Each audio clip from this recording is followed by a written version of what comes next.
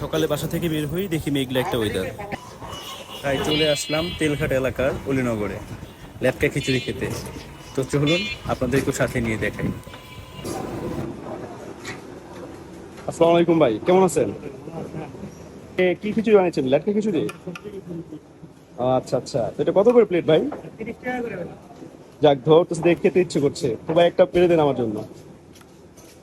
Guys, খিচুড়ি নিচ্ছি, দেখি খুব মজা লাগছে রে। তো ভাবলাম আজকে ওয়েদারটা সুন্দর, তাই খেতে চলে আসলাম। এটা আবরার বিরিয়ানি হাউস, এটা আমাদের মোবাইল মার্কেটের পাশেই, কেরানীগঞ্জ।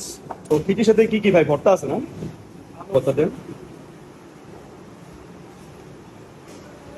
আচ্ছা, পেঁয়াজ ভর্তাটা দিয়ে মজার খিচুড়িটা চলে আসলো। তো এখন আর কথা না বাড়িয়ে খেয়ে দেখাচ্ছে কেমন হলো।